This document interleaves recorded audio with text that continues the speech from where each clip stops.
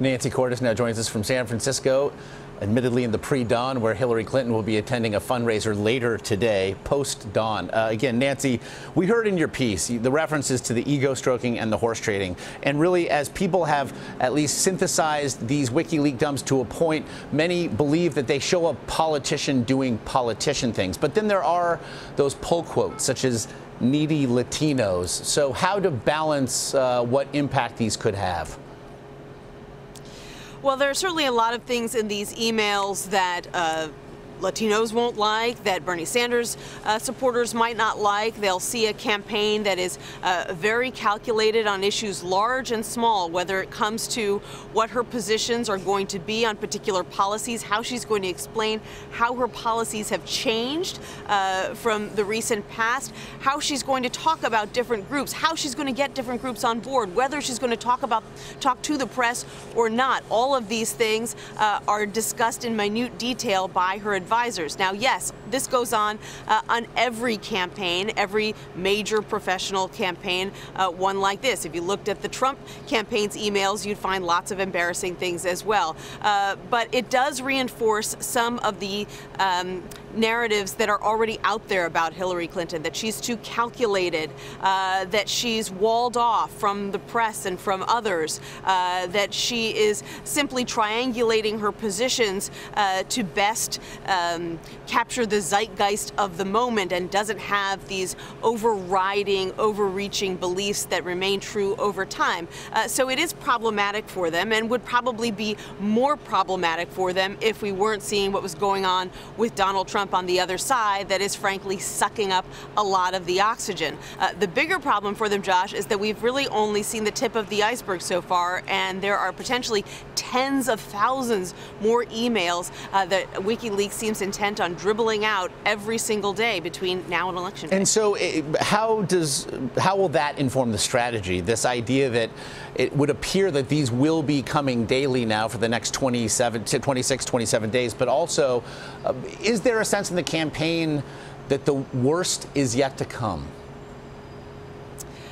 You know, I think that they know that probably these emails will be a daily embarrassment. When there are 1,000 emails a day coming out, there's no question that there are going to be a few cringeworthy emails in every single batch. Nothing necessarily incriminating, but something that gets a lot of attention, gets talked about, gets dissected, and distracts from the message, the closing message that Hillary Clinton is trying to make, and the fact that she's trying to capitalize on some of Donald Trump's challenges. Their approach has been, Josh, to have Clinton herself basically ignore it and say nothing, but beyond that, to get ever more aggressive about pointing out that the U.S. government believes that these hacks were carried out by the Russians, and that this is exactly what the Russians want, is to meddle with the U.S. election, to have people focusing on what the Clinton campaign views as a sideshow, and also to try to connect Donald Trump and his orbit to the release of these emails, to argue that it appears that a Trump confidant may have gotten advance notice from WikiLeaks that these emails were going to be released. They say that that is troubling in the least, even though Roger Stone, has denied it. Now, you mentioned the challenges of Donald Trump. Perhaps you are referring to the other drumbeat we are now seeing in this country, with regard to the sexual assault allegations that do now seem to be also becoming something of a daily thing for the GOP nominee. We have, though, only seen a short statement released by Hillary Clinton's comms director. We saw her performance on that stage in St. Louis, where she seemed, if nothing else, to hold back with regard to perhaps going on the attacks regarding the 2005 video that had been released, but hours before it. Is this a sense, then, of this strategy going forward? Yes, their typical time-worn strategy in these situations, Josh, is that when things are going really badly for Donald Trump, they get quieter, not louder. For example, she has no public events today, and that suits her campaign just fine because they anticipate there will be more fallout today.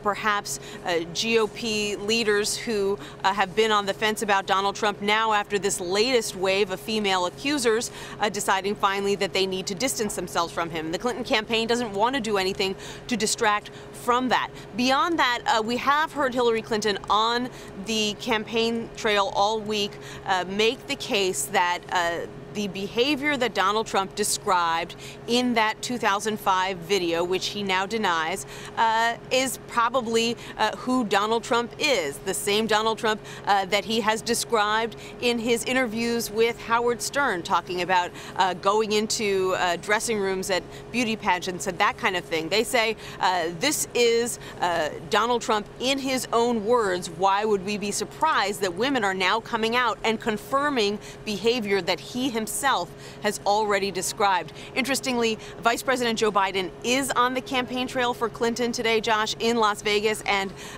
domestic abuse has always been a big issue for him, so I'm sure that we'll hear him say something on the topic today. Nancy Gordis with the campaign in San Francisco. We do appreciate it.